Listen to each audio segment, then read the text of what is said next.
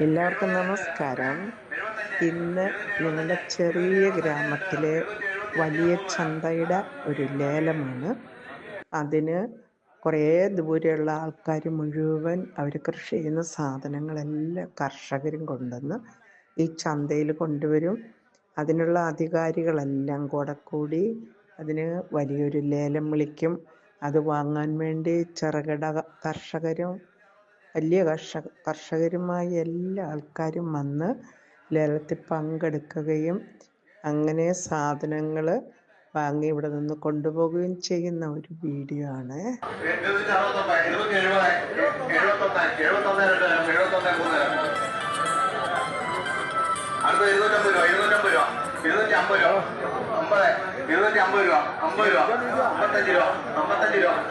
ആഴ്ചയിൽ 2 ദിവസമാണ് ഇതിൻ്റെ ലേലം നടക്കുന്നത്. ഒന്ന് ബുധനാഴ്ചയും ഒന്ന് ഞായറാഴ്ചയുമാണ്.